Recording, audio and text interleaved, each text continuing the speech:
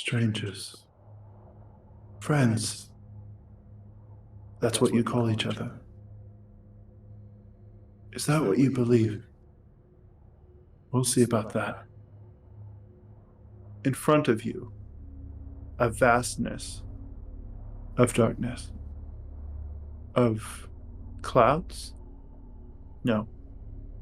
Stars, galaxies. The space you see in front of you is infinite. Save for two forms. A man stands in the center of this cloud of death and energy, destruction, indifference. Pitch black eyes that sparkle with lightning, that crack with arcane destruction. A beard that is not held by the form of this man, but rather absorbs the heat and the light and the power of the space around him. He stands over a constrained individual on what is most closely described as a table, wrists and feet bound.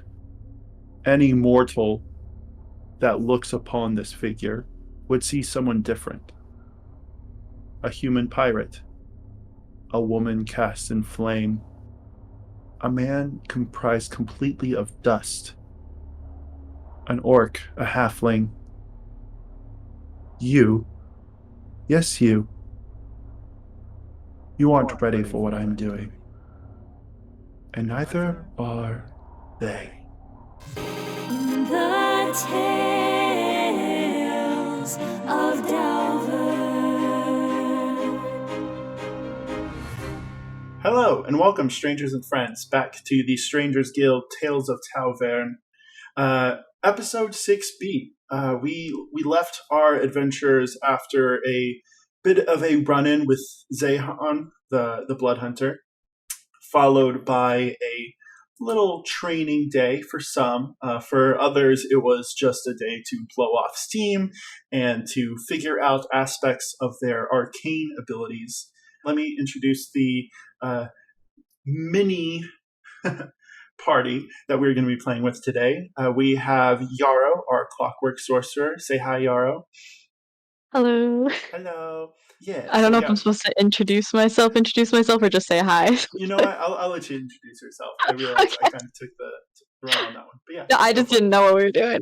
Go for it. Hi, I'm Freckles Aquarius on Instagram and TikTok. And we have... I'm Icarus. I am on other places I can't think of. TikTok.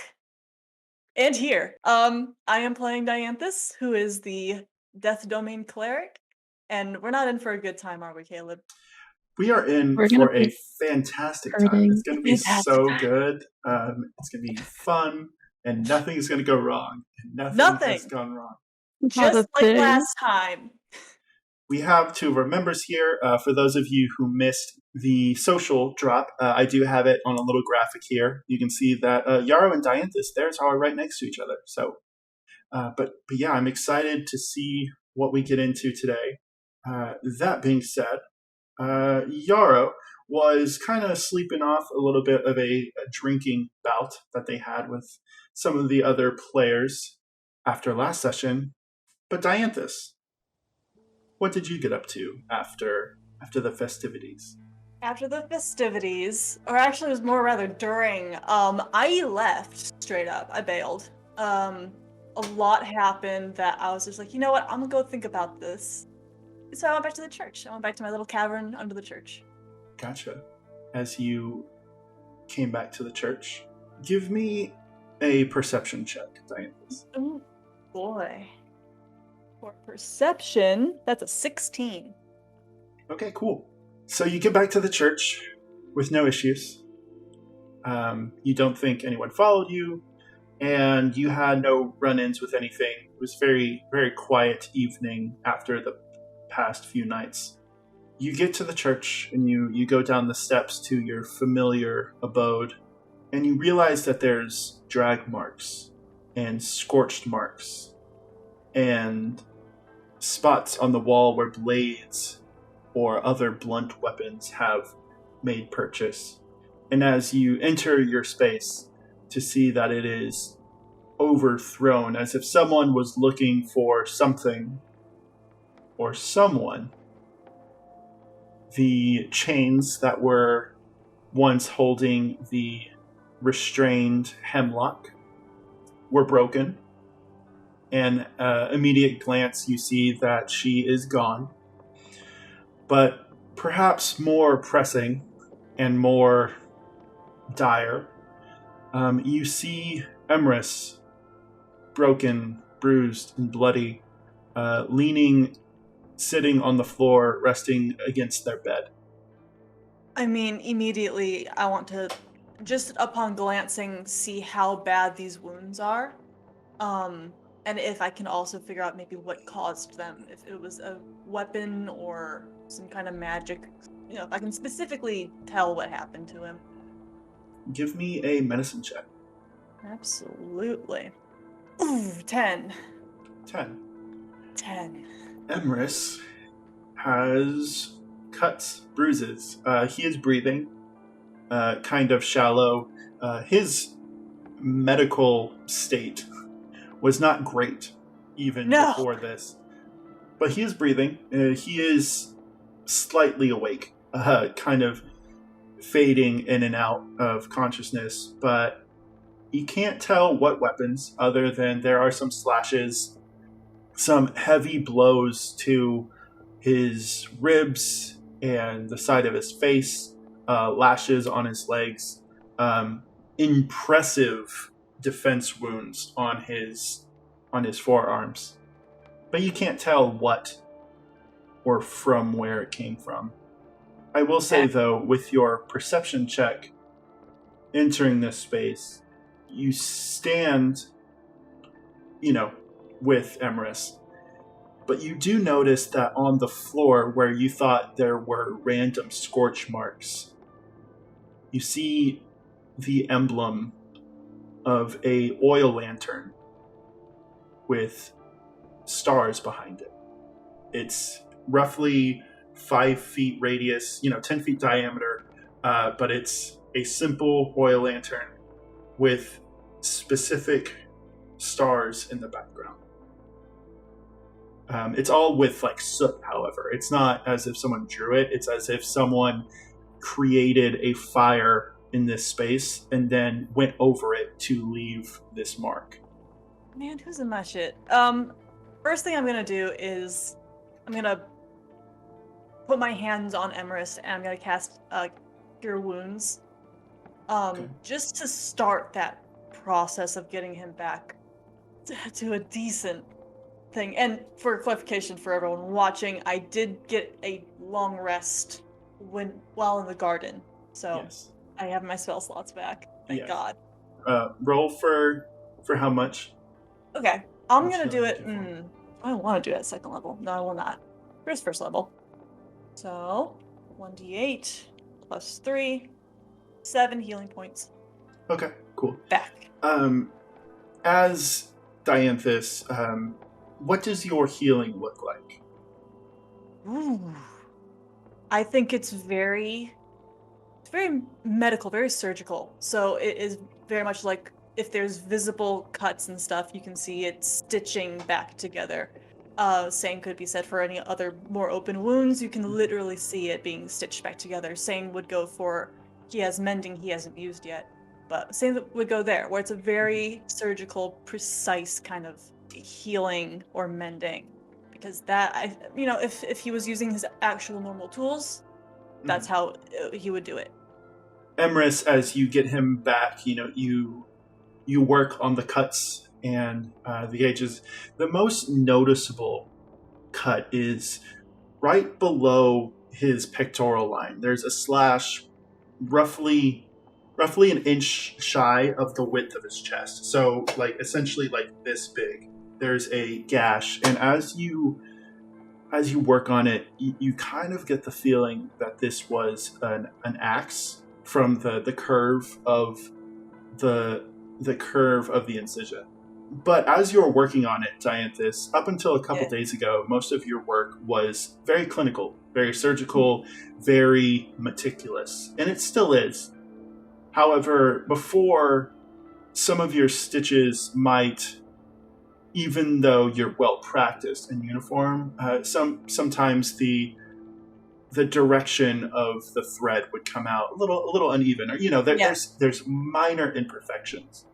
But not with Emrys, not here, because as you stitch up, the soot and the charred material around his scars kind of falls off, and as it touches your skin, there's a moment of almost like you can't tell for why, but it's almost as if it is absorbed once it touches your skin. Normally, you would finish a simple procedure like this with, some blood. This isn't super intense, but you would have marks and stuff. But Dianthus, you notice as you lay Emrys down, kind of step away. Yes. His breathing has slowed, but you're not dirty, and you're not covered in soot. Maybe from where you were like leaning down, maybe on like your pants, like the fabric, but not on your skin. The soot that was on him, does it look similar to what is currently on the floor in that design? Most of it. Most of it. So it's moon dust, perhaps? I will say, on a 10, it doesn't have the same consistency to like the dirt, like the powder. Dianthus, you gather that this is it's just ash, like not moon fire ash or anything. It's just someone came into this place, wreaked havoc, and set a fire of some sort. Does anything here look burned or missing? Is anything missing? Let's start with that. If Emrys is for the most part stable, he's going to start assessing his space. And yes, if anything has been burned, it looks like purposely, or if anything has been taken, that's what he's looking for. Give me an investigation check. Ooh, 18. 18. So I will say Dianthus is a very organized, minimalist person. If someone were to, besides yourself, if someone were to blindfold yourself, you would be able to locate every scalpel, every piece of fabric, everything. You scour the room, and besides the ash that is pretty easily, swept up, whatever, for a moment you think that there's only one thing missing, and it's a book on your bookshelf, and you can't remember, because yes, you are, able to organize, and you have it set like that for a reason, but there is a medical book that you haven't used in decades probably missing. And you think that's the only thing. You're like, why would they only come in for a book? But then you realize you turn around, just kind of taking one last moment of collection of your surroundings. And you see that Emrys, being in this space for a while, probably, besides, any upkeep that you would provide, has a little bit longer hair. And you can see behind his ear that there is a strip of hair that has been cut. And that is all that is missing from this. Is he awake right now, or is he kind of going in and out? I will say, as you're taking inventory, looking around and stuff, you have provided medical attention, so if you would like to wake him, you can. Yeah, sorry, King, you can sleep in a second here. I got a question for you. I'll wake him up. Gotcha. So there's a moment where you don't think he's going to wake up for a second, because Emrys is prone to have deep sleeps. Oh, yes. That he falls into. Oh, yes. But there's a moment where, for context, how are you waking him up? I'm probably going to take him by the shoulders and just, not shake, but I'm going to move until his eyes open up. Gotcha. There's a moment where Emrys reaches out a hand and he says, "Brother."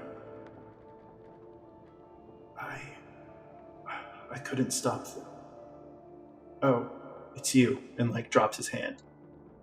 Of course it's me. I live here. What happened? I can't really remember. You weren't gone for long. Well, I guess I am probably not the best judge of time in that sense, but it didn't feel like you were gone for long. I didn't think so either, but where did Hemlock go? You mean and he like turns, he's like, oh. Well, I guess that makes sense. Dianthus, you watch on his face while he's trying to answer you, but he can't remember. I'll try and bring your brother here tomorrow, and if you remember anything, you tell me immediately. Not him, me. Yarrow and I don't have secrets. I'm not asking you to keep secrets from him, I'm just asking you to inform me first. They invaded my home. They hurt you, someone under my care. Dianthus, as you say this, you watch Emrys age in reverse. As you're speaking, almost with every word, it seems like a couple months are taken off of his face. And then at one point, there's a roughly 15-year-old boy sitting in front of you. Where's Yarrow? Sleeping. Out with friends. They'll be here tomorrow. Give me an insight check. Shit. Where's my insight? Is that gonna help me? Yes, it is. Oh, 19. 19. My insight's good, baby. Dianthus, I will say in this moment, you're kind of, you're dismissing Emrys. Kind of like, okay, get some sleep. We'll talk about this in the morning. But you do sense something. Similar to the last time you were here. You look at Emrys, and with the 19, you see that, like, yes, his face is younger, but his eyes, maintain his faculty. And in his hands, he is messing with a spool of red thread that doesn't, it reaches his fingertips, and as it disconnects, it doesn't connect to a ball of anything. And as he's messing with it, he's still a younger teen, and as he's pulling it back and forth, you see that the threads ravel themselves around his arm, around his chest, and there's a single band around his neck as he doesn't see it, but almost as if you're watching someone fidget with their fingers, pop their knuckles, mess with their head. He is wrapped in this cord. I know that he doesn't know that this...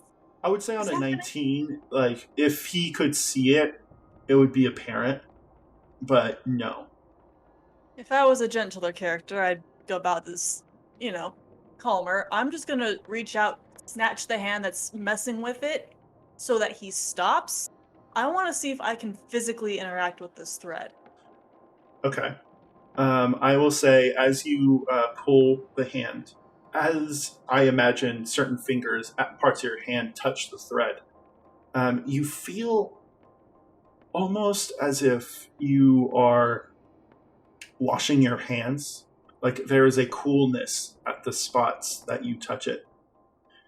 And Yarrow, can I get a wisdom saving throw? Yeah, you can. A wisdom save, great. Hey, buddy. Fuck with your brother. Fuck. That's a 9. Oh! Yarrow, I will... Good morning. Later, I will explain what your body is doing in this moment. But not now. Because right now, Yarrow is drunk and dreaming. And in a sense of almost, you can't call it precog, because like precognition, because it's happening in this moment, but you have a dream where you are being pulled across almost like a clothesline. You are lifted from your shirt, and you see your brother on the other side of the line get pulled. And Yarrow, you wake up with Dianthus standing over you, holding your hand, and you realize that Dianthus, for a moment, you see a familiar look of coy and, for lack of better word, shyness that does not match Emrys. As Yarrow, you are sitting in your brother's body. Oh, What fuck! the fuck? What did you do?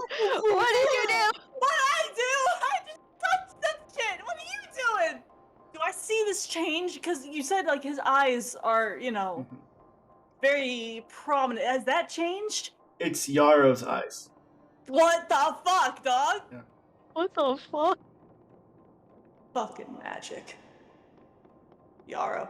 I'm here. Mm-hmm. I'm like, I can talk. You can talk. Which brother is this? Good morning. Me? I'm not in the mood for games. Which brother is this? Yarrow. Jeez, sorry. Yarrow. Look down at yourself. Yeah, it's gonna look down. Yarrow, you see the hands and the legs and the chest.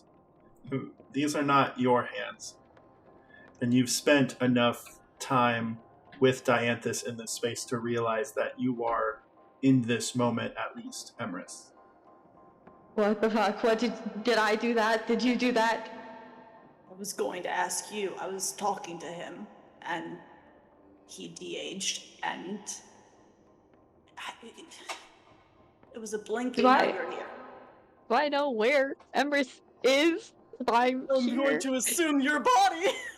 Give me an Arcana check. God, I hope it's your body. Otherwise, where the fuck is he? It's gotta have a 4 in there. Can't have a normal night with these two fuckers. 15? Yarrow, I will say, as unsettling as this is, this moment of, because being in someone else's body, even the marginal changes in musculature and muscle memory and everything, it just feels awkward. As you lift yourself, or maybe even try to stand from this moment, you feel that thread around your neck that I was describing to Dianthus. Mm-hmm. And in a feeling of in trying to move from this spot that you're in, you can feel your brother being pulled, similar to if you were to tie a string to two people and have them run in different directions. It pulls you back to the bed. Okay, and can I see it? The threads? Not with your eyes. However, I'll say on a 15 Arcana, you do feel, even though you're in Emrys's body, you do feel the position which you were lying down, almost as if you're running your hands over it, like a blind person feeling the table or the texture in front of them. And you do feel a sleeping Emrys in your body. Okay. I think he's fine. I can't really move from here. Good. Don't fucking move. If you move, then wherever he is could change. I think he's where I am. Can I still see the thread? It's not as apparent. It's almost like if you try to focus on it, it disappears, if that makes sense.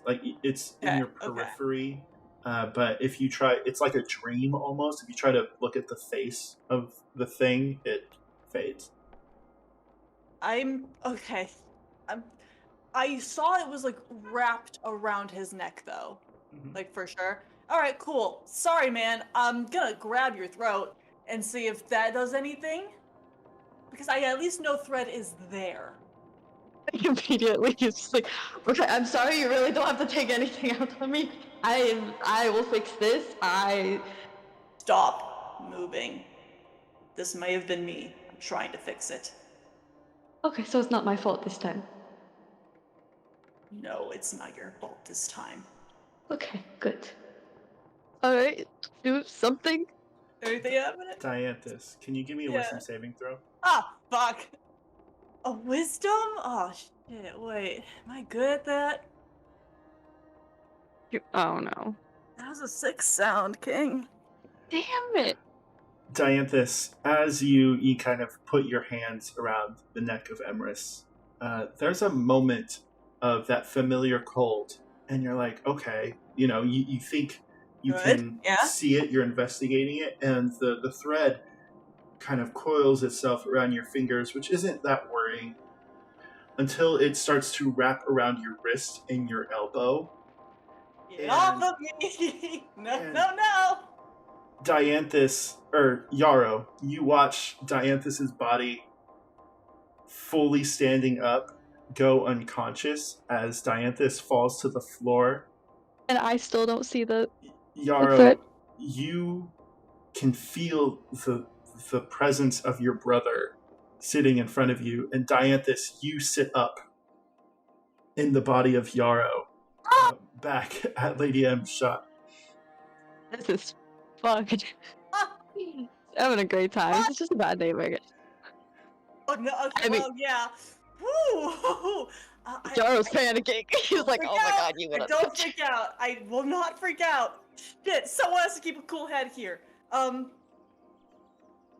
He's gonna freak out. It's immediately like, shit. Oh fuck. Oh god. And I think, okay, I'm at Lady M's. It might just be a good idea to get all the bodies in one spot. So I'm gonna try to skedaddle the fuck out of there, yeah. Dianthus, as you stand in the body of Yarrow, kind of, you get up and you look down and you see the hands and you feel the horns and the tunic and the monocle and everything. And you're like, okay, yes, I'm Yarrow. And you start to walk out of the garden and you feel that pull that I described for Yarrow pulling you back towards the direction of the church. And you turn around to see that you haven't actually stood up and Yarrow's body is still unconscious. And you are tethered to Yarrow and you have taken on a astral projection of their form, but you are not in full control of their body. Fuck it, man. Yeah. Ooh. Okay. So it's Yarrow. Like, it's not me. Okay. Right. Oh. Have I ever heard of something like this before? No, I didn't think so. Have you? Do you know what's going on? You're not experiencing what I am right now. Yarrow, sitting in the bed, right? You can see out of the eyes of Dianthus in the garden. It feels kind of, because Yarrow, I remind you that you were drunk, right? And you haven't fully slept off this effect. So Dianthus is able, with your form, to move around freely. But to you, everything is shaky cam, right? But great. You can see, it's similar like if you cover an eye and you see something and then you cover the other eye, it's something else. Like you can see out of one half of your vision, Dianthus's form walking in front of you, and the other half you're sitting in the bed of Emrys. You see Dianthus on the floor, which from this position you can assume is Emrys. Okay, and still unconscious. I'm going back to the church. I'm just gonna start walking to the church with the hope I can just pop back into my body. Yarrow's just like, I hate this. I hope I'm dreaming. I'm still drunk. I'm never drinking again. I'm not drinking again. I'm just going to and I still don't see any threads or anything, but I feel like the pull. Give me a perception check. Oh shit. Don't fail me now. You motherfucker. No. Hold on. No. We need a good roll. No, that's a 4. Shit. I think I need new dice. Clearly these aren't working. I'm dice jail. You're sitting there in this moment, and no offense, Emrys, but you kind of realize that you have the cognitive processing ability of a 15-year-old. Very hormonal, not really thinking things through. And I'm going to say, on that roll, you don't see the threads or really kind of comprehend what they are. But whatever slight movement you take, Dianthus, you get probably a good 100 yards from the shop. But in that time, Yarrow is, kind of moving, trying to get something going. And as that happens... feel this? Like, do I feel that he's tugging and pulling? Dianthus, feel is an understatement. If you've ever seen those carnival rides, those carnival activities where you, have a strap to your chest and you try to run and it, pulls you back... Dianthus, you make it a good ways out, but you feel a pull, and in one not so smooth motion, you feel yourself pulled back into Yarrow's body.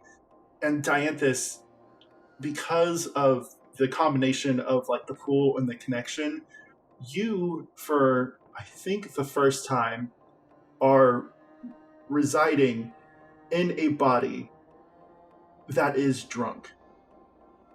And alive. And unmoving. Dianthus, you are stuck in the unconscious form of Yarrow.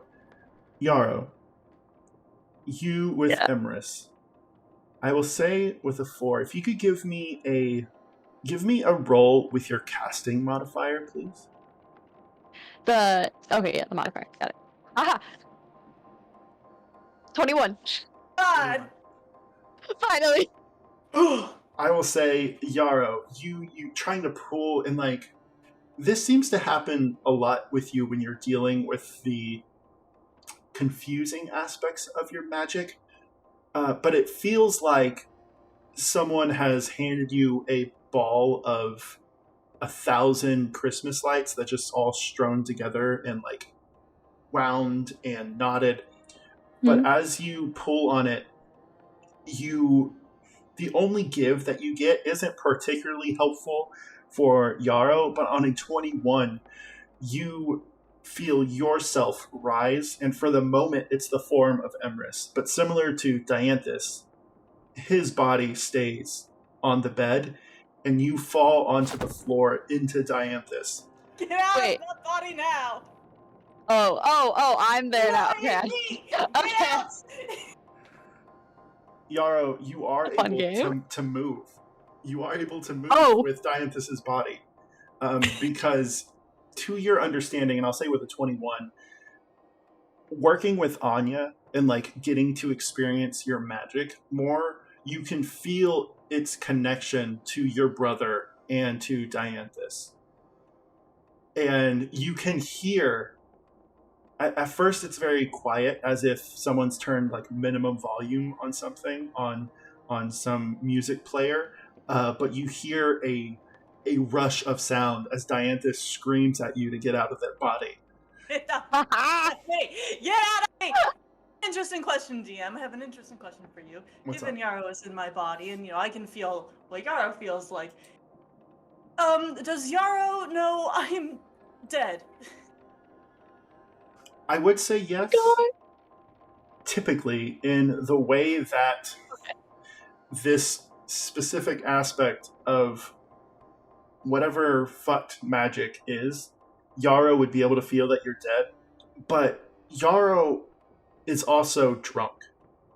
So the idea of if you've been drunk enough, if you're under 21, you wouldn't know. But if you've been drunk enough before to feel dead, that is pretty close between the two sensory blackout feelings. Yeah. Yarrow, though, I will say, Emrys is asleep. You are able to take the first purchase of what is happening. around you. The room with the scorch marks.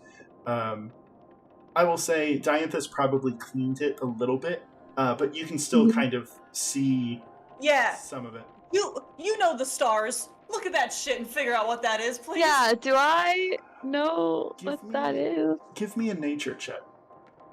I was gonna look at it until your brother started pulling out red thread, dog. Mobby. 15. Okay. Okay. Right. Not bad. On a It's not 15. bad. Not bad.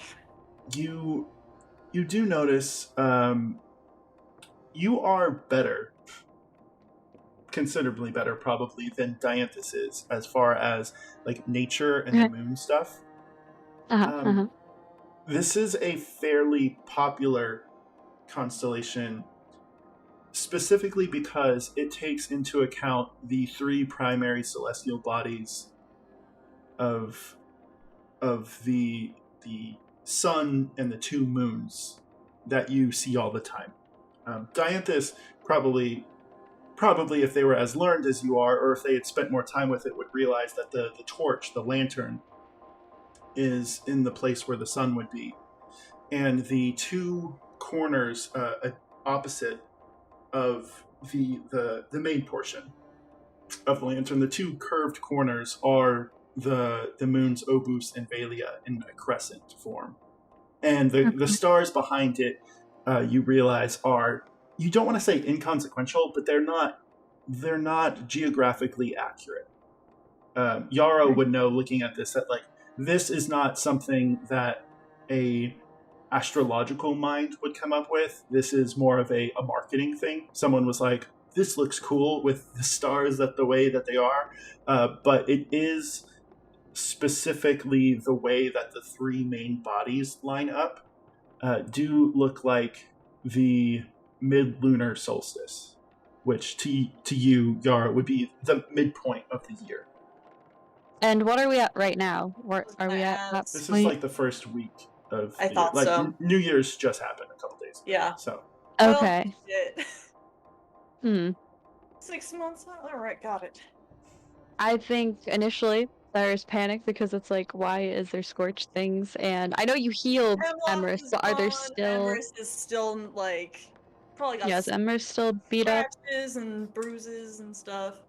Yarrow, I feel like being in Dianthus's body, you notice that he's a little less awkward, like being shorter and more compact, and you feel Yarrow like oh this is nice, like Feel like, oh man, I'm strong now. yeah, it's like you feel a little bit of like a beefy nature. But you also, though, as you look at your brother, there are details that frankly you haven't paid super close attention to. Like you don't really take into account the physical anatomy of a sibling all that much, but in this moment you're able to see the marks and the bruising and everything, but you can tell that he is mostly fine.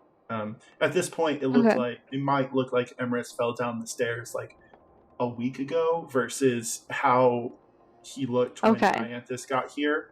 And I will say, Yarrow, unless you want to press into your memory or Dianthus's memory, you wouldn't really know what happened in this situation. I give you full permission.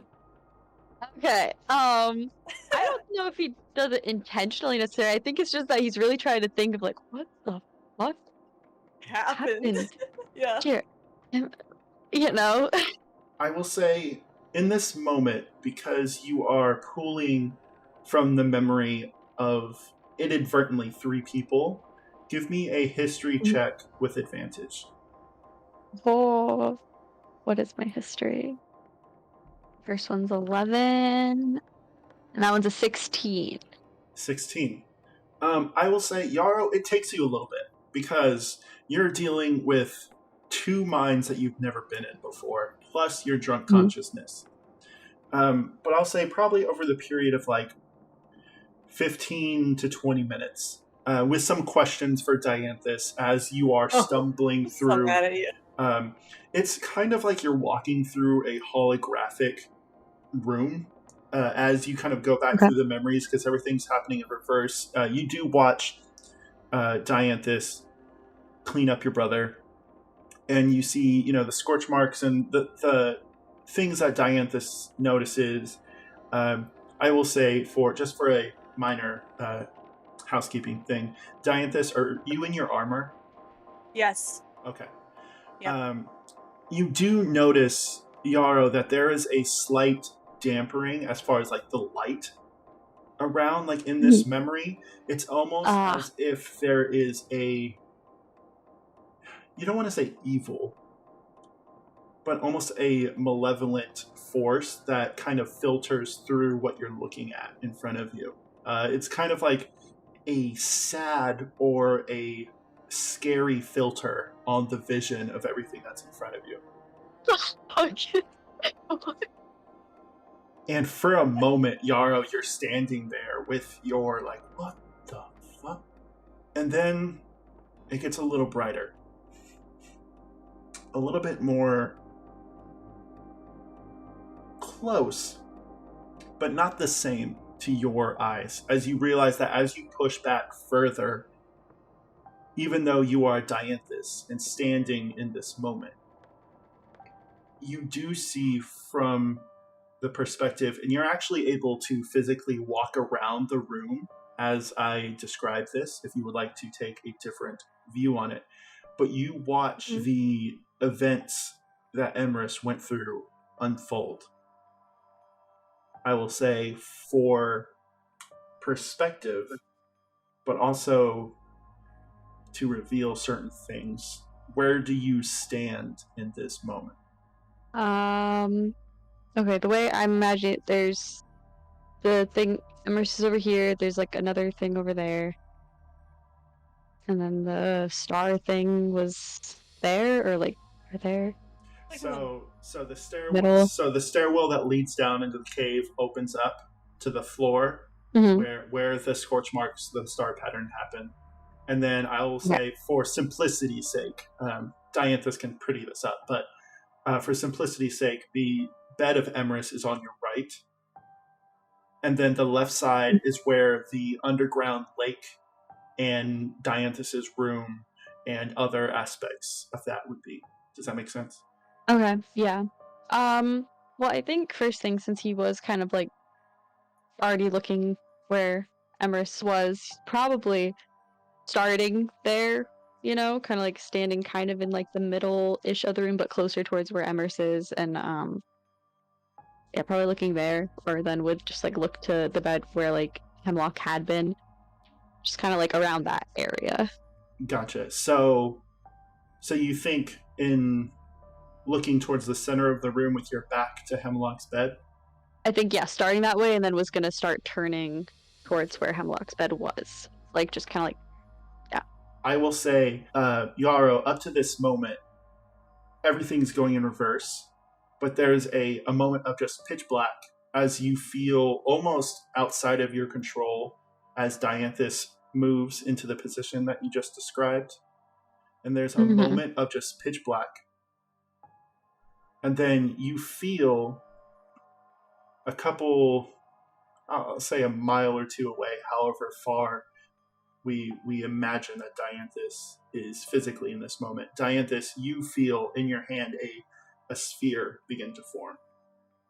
As Yarrow, you see in front of you the church slowly come up to light. So you see the bed of Emrys in front of you. Hemlock's behind you. At this point, the room is untouched. And you can see, Yarrow, that it is suspended in air. In the corner, everything looks fairly normal, but if you remember, when you left this place, you had actually suspended this spot in time. Okay, yeah. But the only thing that would really make you aware of this would be the water behind you is completely silent, but also there is a torch on the far wall where the flame is completely stopped. And Yarrow, without moving, you focus on the flame as a point of reference. and then you feel the shake of the church. The stone floor vibrates and the beds jostle a few inches as books are slightly toppled over, as if you knock a shelf and it doesn't fall off the shelf, but it kind of like falls flat. Yarrow, you watch as somewhere between 15 and 20 figures enter this space, and you can't really count them because you feel that in this moment you are witnessing the memory of Emrys, at least at first. And you see a man enter the space holding a lantern in his left hand. And for a moment, you think that he has a metallic arm, but then kind of focusing more on it, it looks a little more concrete. And then you realize that there is a flame that emanates from the shoulder that goes down his arm, ignites the lantern, and the entire space catches fire. You realize that the fire can't take purchase to anything. You watch this man looking around the space and in like intensity, and you can't see his face, but you can tell in his nature he's throwing out fire at different aspects of the room, and almost as if there is a film over everything, it doesn't catch, except for two things. There's a spot in the floor where the flame kind of sits, and then Yarrow, in this moment, you look down because you can feel the fire on you, but you look down at Dianthus's body and it's not you. And in a moment of like registering and closing your eyes, you open them to jet red, murderous, lustful anger as Hemlock rises from the bed, her chains burning off. And she, for a moment, you are almost concerned for her, which is immediately cast aside as she pulls out these two flaming axes and starts wailing on these cultists. As her blades catch purchase, the first man, she catches his shoulder, and as it ignites his face, you see a mask covered in stars with little constellations connecting them. And as the blade touches and it cleaves through this person, you see them fall, but something about this space, maybe it's the suspension in time, maybe it's the death that emanates from Dianthus, but like this man, he immediately is engulfed in flame, and the soot and the ash that comes from him falls and leaves aspects of the mark. And you feel in this moment of rage, Hemlock goes absolutely crazy, wailing on cultists. You see that behind them, there are two wardens who step into the space, and for a moment they lift their sword and spear respectfully, and in a moment, a quick slash of almost indifferent just dismissal, her tail slashes across the neck of both of these men. They fall and immediately turn to dust. And in a moment, Yarrow, of speed and intensity and rigor that you have never experienced, Hemlock is slashing and going, and for a moment you see the man with the fire reach out, and as he goes to grab Hemlock, Emrys stands from the bed and jumps to get in between them, and Hemlock, in her rage, turns and her blade catches Emrys in the stomach. As she, for a moment, you watch the rage drop from her face, and tears of fire, white and intense, stream down her cheeks as she holds your brother, and I'm sorry. This was supposed to be. I wasn't supposed to fuck up again. I'm so. And as this happens, the man with the torch grabs Hemlock by the neck, pulls her away from your brother, you see him very slowly scuttle back, wounds, just blood pouring from his stomach, slashes on his face from the other cultists. He turns to two of the men standing in the space. He says, "Come with me." The three of them, with Hemlock, leave the space. Emerus is there, and for a moment you think that he's going to bleed out. There's no one here to help him. But as they leave the space, time is frozen again. And then in a blink, you see Dianthus enter the space. Same as before. And as the scene starts to play out in front of you, Yarrow, you come back to your, I would say yourself, but to your friend Dianthus in this moment, and you're standing back in this space. Oh my god. I can't take a wild guess and assume there's a marble in my hand right now. I will say yes, Dianthus, but based off of the intensity of the time magic and everything that just you were still Dianthus, you see it, but like where Yarrow, you felt it as in like first person, and you felt every like emotion and tearing and everything. Dianthus, you watched it as if you were a drunk person watching like a sporting event. Oh my god. I'm making sure you never drink again. I'm gonna personally ensure you never touch alcohol again. Yarrow's eyes just kind of widen, and I don't think he says anything for a second. I think he's just like, immediately thought, is like, I need to get back to my body and get here, and what the fuck? I think he's gonna give me my shit back. I know. I think he's gonna try to start like moving. Can I move? I will say, Yarrow, as Dianthus, you are able to move freely and uninhibited. I will say, because I'm a nice DM, are you doing anything as you leave this space? He's gonna probably try to bring Embers with him.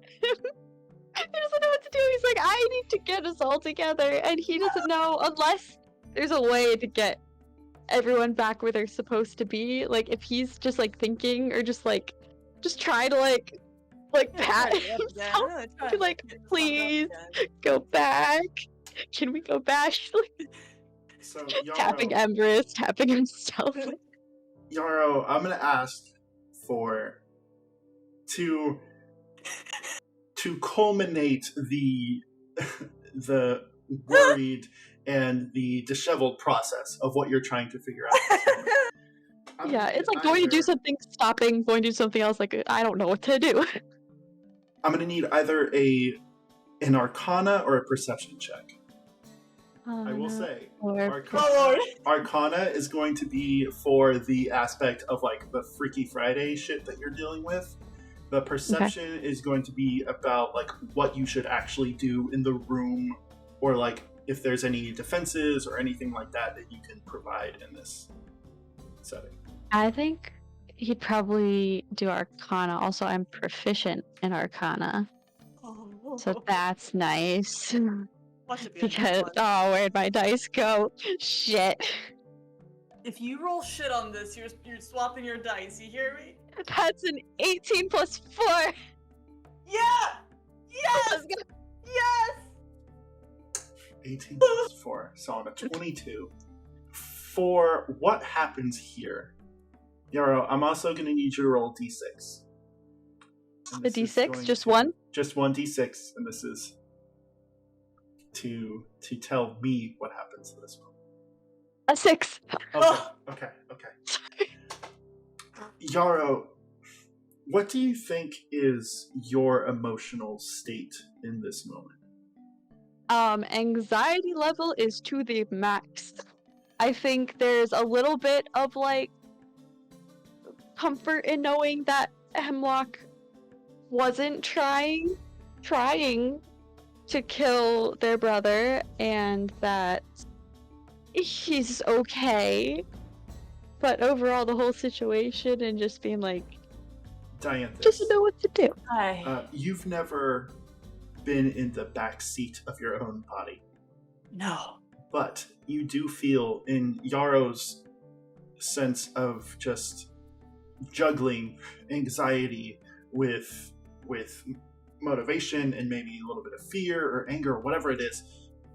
You watch as your body moves extremely fast in this space. Because Yarrow, you've kind of inadvertently stopped again because you're thinking of protecting your brother.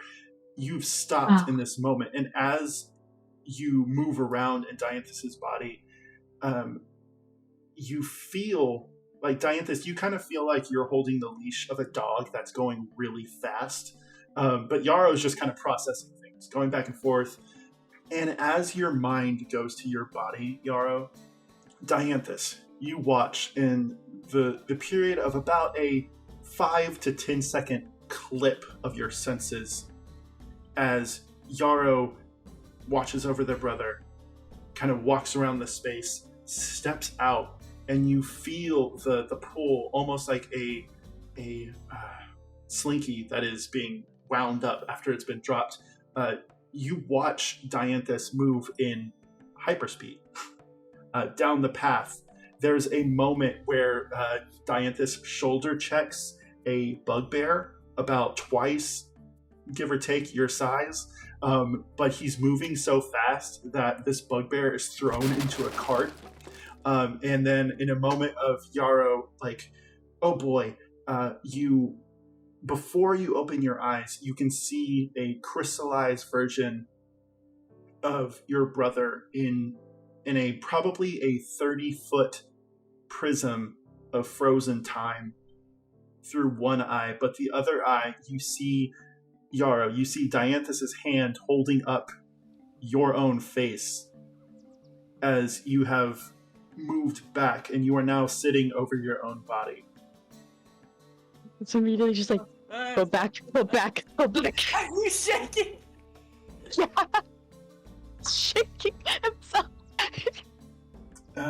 This is where it gets a little fun as far as like, how do I make the roll between two? I'm gonna ask for a Constitution save from both of you. Fuck. I'm good at con. I'm really good at con. I'm okay at it. Haha! Dirty 20. Hold on. 11. This is kind of funny because normally, Oh, God. normally the 11 would mean something not so great for Dianthus. But as you are shaking yourself back, Dianthus, you regain control of your body, and for a moment you think you're going to be woozy or dizzy, and you're like, oof, okay, I'm good. Yarrow, you wake up just like as if you've been thrown through a washing machine. Oh, I see. And completely losing it. Because in your save, Dianthus, that last moment before being lurched in, Dianthus got a 21. Yarrow got an 11. And so, Yarrow, you wake up, and I won't get too graphic for y'all, but you do wake up kind of like Ill. ill. I will say, Yarrow, how do you think you had left yourself before? I know that your faculties wouldn't be completely with you because you were drunk, but how do you think you would have slept in the garden? Where? Yeah. Yeah, is it just... What's there? Is it just grass? Is there a nice bush? I don't know. I will Is say, there a so blanket? there is something, if y'all see the episode with Sabrina and Betty, there is almost... I know there's the lake. There's like the lake aspect, but there's also, as you are invited into the garden and going to rest, there are natural kind of like earth beds that are provided. It works kind of with a sense of primal understanding. So as you are going to bed, you wake up next to a fireplace on a cot of dirt and naturally woven grass bedding. That being said, you do open your hand, and there's the marble that you're holding has you look, and it's very ashy, it's very obscured, and you see in the middle is a shining axe, and that's the only thing that is in this marble. But Yarrow, you do get the feeling that this is tied to the axe that was used to inadvertently dice up your brother. Great. He's gonna put that immediately in his pocket, and then just turn to Dianthus, just we're going back now. Yes. Can you get up? Because I could not. I'm fine. I'm gonna wait until you stand to make sure you can actually properly stand and walk in a straight line, and if you can, then I'm just gonna follow behind you. Yeah, that was just never again. Yeah, he is that was chaotic. Frantic. Okay. I'm never getting drunk again. I'm never drinking ever. You saying this as we walk back?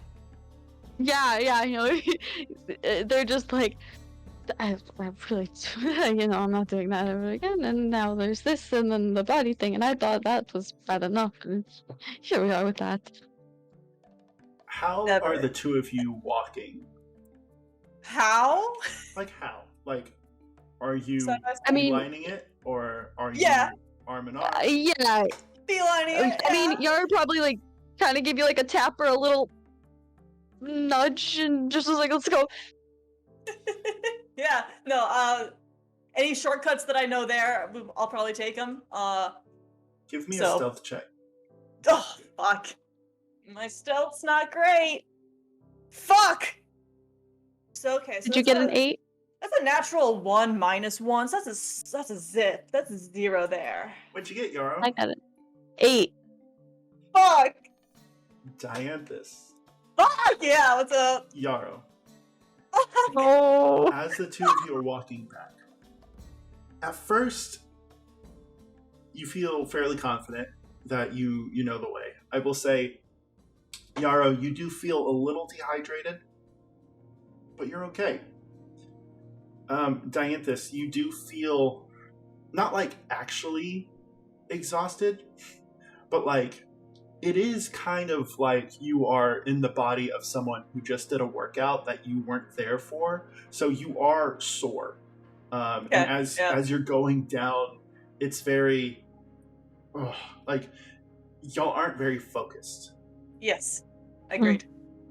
And with a very poor stealth roll, which comes out to about a 4, the two of you pass probably a good 80 to 100 yards from the church. Some sort of food cart, primarily selling fruits and vegetables and that sort of thing. They've been caged and locked up, but you do see that there is behind the counter of this cart a tall, close to 7-foot figure standing up, rubbing his forehead, and he walks out just as the two of you come up. Bugbear.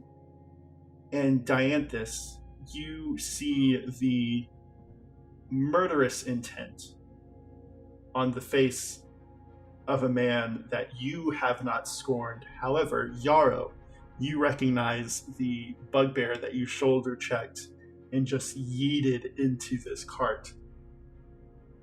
I'm gonna need both of you to roll initiative. Oh no! Oh my god. Yarrow! Dog! That's okay. That's a 16. That's a 9. Okay. I'm putting these dice away. They're going in jail. I will say, for the purposes of this, you said 16, Yarrow? Mm-hmm. And then you said 9, Dianthus? 9. Yep. Because I wasn't completely sure that we were going to do this specific encounter with the two of you, I did have Oh, this no. kind of like, for whoever messed up tonight, I am going to give y'all a break to go to the restroom, go get water, anything like that. We'll start back in about 4 or 5. So, stranger, why is this important? Why am I asking you about these two? I don't think I want to tell you yet. But what I want you to know is that you can't always rely on memory. And you can't always rely on what you think happened. Isn't that right? As he motions to another person entering the space, we go back. I have also decided that, like, Dianthus totally forgot you shoulder checked this fucking bugbear. He doesn't know who this guy is. Like, at all. Fair enough. That is true. Are you cowering behind me? Real talk. Are you hiding behind me? He probably immediately, like, saw this dude, like, grabbed you and was just like, he's really mad because, I think when I was you, I, like, bumped into him. And I bump into people all the time. No, like, I knocked him on his ass. I knock people on their ass all the time. Yeah, and he's not happy about it. Is it too late to just keep running? I will say on a nat 1, yes. I will say, I don't want to take full autonomy from you guys. However, how do you respond to this bugbear? I'm gonna let Yarrow go first. Fuck you. Like, just reaction-wise, or are we, like, in... How? No, yeah, you're not in combat quite yet. How do you... Okay, great.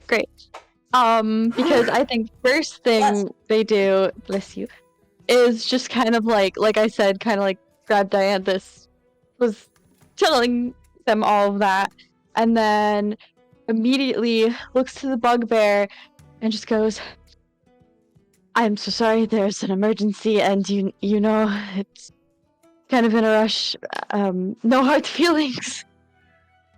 Hey, bub, what's your problem?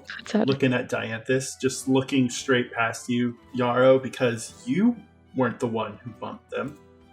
And I will say on a nat 1, for flavor's sake, Dianthus, you bumped them twice. On the way back, you actually kind of ran into them again, so there was a moment of just, what's your problem?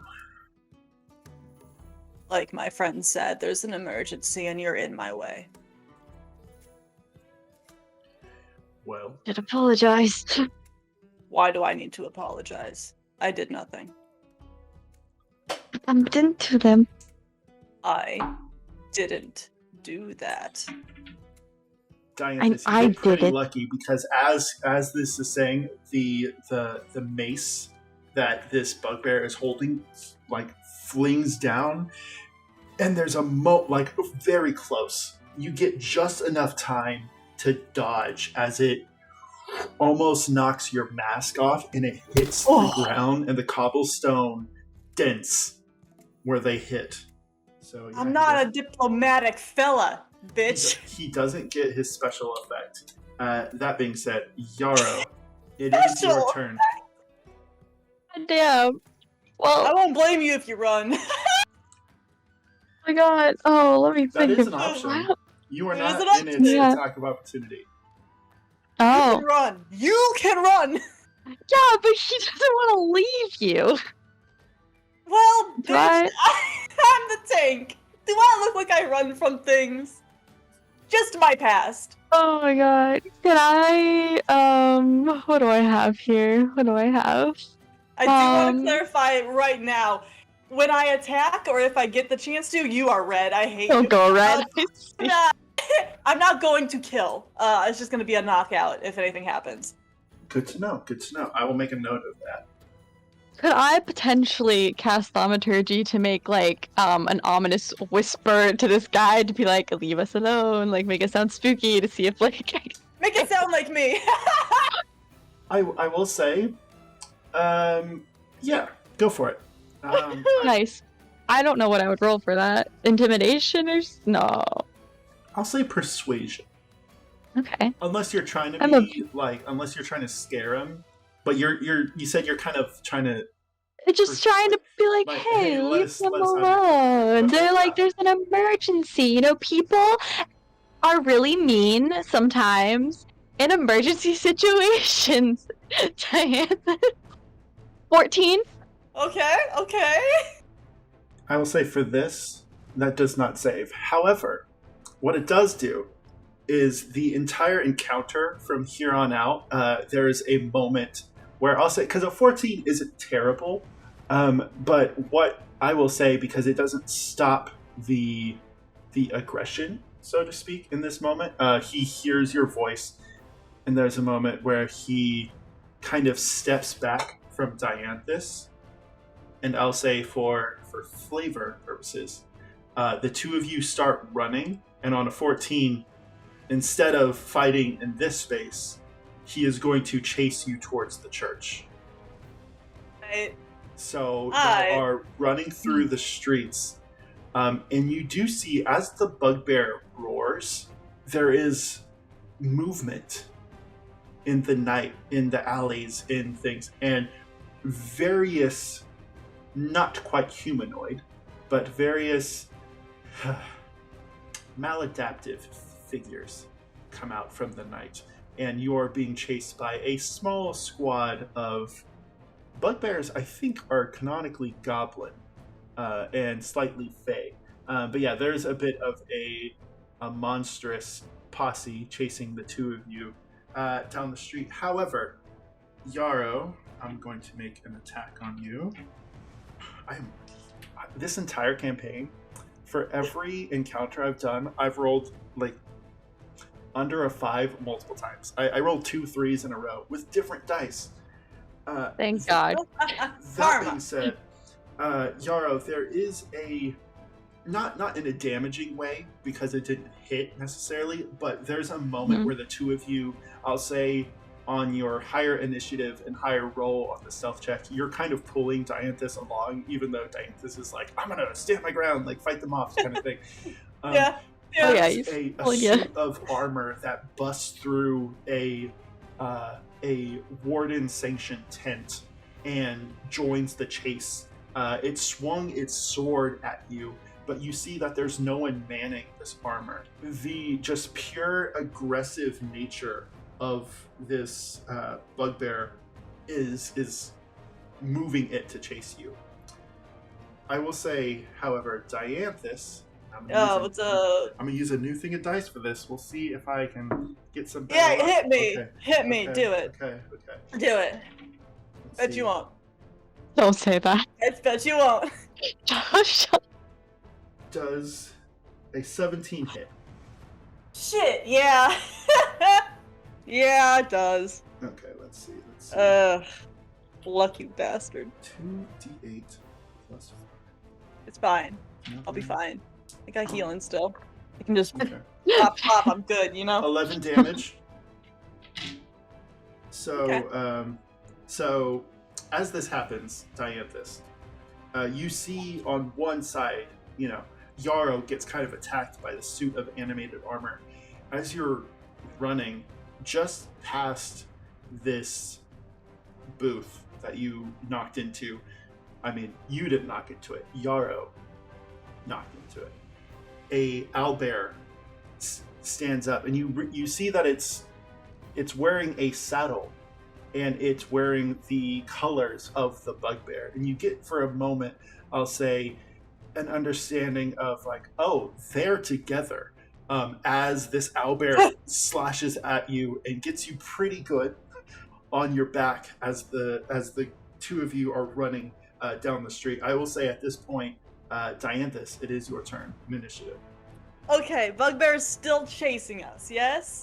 Yep. Mm-hmm. Great. Oh god, how do I want to do this? Can I roll intimidation if I just stop to turn and stare him down and shout enough? To the To the owlbear? bugbear. Bugbear. Yeah. Because my thought process as a player is he's controlling all these things. So if we stop him, other shit's gonna stop. I will say I will allow it. Okay. I will say you are trying to intimidate this bugbear with an owlbear standing between you. Yeah. So it is going to be a little difficult, but you can Yeah. go for it. 19. 19. 19. Okay. Okay. Yeah. As y'all are going, so I'm going to say, interaction, that's not going to be your action, so you still No, get yeah. turn. What do you say to the bugbear in this moment? Enough. You see a moment as this owlbear, for those of you at home, this is what an owlbear looks like, if you're unfamiliar. That being said, on a 19, the bugbear has a moment of they kind of chuckle off. However, the owlbear kind of whimpers as you get the sense that it's slightly more domestic than an owlbear you would have ran into before, and it actually runs behind the bugbear and kind of because I will note that y'all are running through the streets as this happens. So this is you're booking it full movement, full speed. As far as an encounter goes, you can still use your movement to move around in this space, but y'all are booking it. However, this owlbear does retreat from the area, and you think for the time being, with a 19, you get the sense that it's not going to come back. That being said, okay. There's still a bugbear. There's still the set of armor, and there are 3 other forces that are chasing, much smaller, but kind of trailing behind the bugbear. I'll say he is taking up most of the alleyway that y'all are running through, but to either side of him there is a satyr, a sprite, and the satyr is holding a claw, like a crawling claw type monster deal, where it's just a single monster's hand, and he is preparing to throw it at y'all. Sure. Hand. Yeah. Like an actual. Got it. Yeah. That being said, that does give you specifically 5 things to attack: either the bugbear, the armor, the sprite, the satyr, or the claw. I can cast blindness on the bugbear. Okay, go for it. You have to roll a con save, and you have to beat a 13. I have to beat a 13. I rolled a 13 exactly. Okay. And then so he passes. Yeah, he's gonna pass then. Okay, so it doesn't do anything. Great. All right, bonus action. This would be for the first time. Can I summon my spectral weapon? Ooh. Go for it. I gave you free reign to decide what it would be, but so that's bonk. Bonus action. This just means I create a spectral weapon within range that lasts for 1 minute. Okay. And I can make any melee attack spell against a creature within 5 feet. Since this is the first time you are summoning it, yes. I'm going to allow you to do it. This won't impede that action. But Okay. Can you give me a intelligence save? Fuck. Yeah, I can do that. No problem. 14. Okay, so in one hand, and you can correct me if I am misillustrating your character. In one hand, you are holding was it a rapier or a sword? It's a long sword. Long sword. So that's you have the one that was given. You have your long sword, and in your left, I will say, this is your first time feeling this energy, Dianthus. And as you're running, you hear a voice, not physical, but behind you, say, "Quite the mess. Let's see if I can help." And as this happens, Please help. a 6-foot-long scythe with a bleeding onyx blade extends from your offhand, and you can attack with it, whichever creature you suppose, but you are carrying the literal scythe symbol of death, as it has been. Where the fuck did that come from? I don't know. I'm not going to question it. And then yeah, I'll swing it. So it's gonna be creatures within 5 feet will take 1d8 if I hit. Okay, so give me an attack roll. Okay. Okay. 15. 15. So. Yeah. Not great, but So- not bad. I'm going to tell you what you hit, but give me Okay. the damage first. Okay. So it's 1d8 plus what? My spellcasting modifier? Okay. Ooh, okay. 9 damage. All right. So the group of you, you're running through the alley. As you swing this extended scythe, Dianthus, as you extend your hand, I know it's in a 5-foot area, but for the purposes of this, you're running down an alley. This is very new to you. You extend your arm, and as you do, the bugbear ducks. The animated armor disassembles itself to let the blade go through you. However, this does allow for the satyr that is running behind to be obstructed from what's happening. And so the scythe runs across its face, and as it does, it catches the arm that was holding the claw, and that claw immediately disintegrates just like as the blade hits it. And there's a sprite that is preparing to cast something, you're not quite sure, and it is caught in the after effect of you hitting the claw, and both of them just poof into a bright is a weird word because it is dark, but it does like make a spark of like white and blue light as these two things immediately die and are returned to the earth in the familiar black powder that you're used to. The satyr does take the damage, and actually, I'm gonna roll because that's kind of spooky. Okay.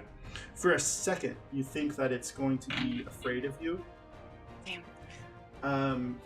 And then it kind of like shakes it off and starts moving with the rest of the group. I will say that's your action, your bonus action. I know y'all are moving, but in the case that this is a transitive encounter, would you like to move Dianthus in this space? I have an idea, but we can't do it till we get to the church, so I am probably shouting this at Yarrow too, but I am trying to get to church ground at the very least. Okay. Yeah. So just trying to get closer? Just trying to get close to the church. Okay. I will say that y'all will get there. If it gets to that point, you will be there on the second, or at the end of the second round of this combat. Okay. Okay. Just to give you kind of an idea of how far you are. Okay. That being said, you so the little sprite that was chasing you in the claw did not have a lot of hit points. I know y'all were like freaked out. You're like, oh my gosh, there's a lot of stuff, but they were a little fragile. That being said, the satyr is going to try to ram you, Dianthus, just full on like head to chest type deal. I rolled a 2. So absolutely no. Just straight up like runs past you, and at this point, for the sake of it, for the sake of flavor, I will say that Yarrow and Dianthus split just in enough time for the satyr to like kind of run like head first through you, and so now the satyr is actually in the front of the We're order. chasing him. And you know, it kind of turns around and is like running backwards, like what the heck? That does bring back to the top of the order. So this is the second round.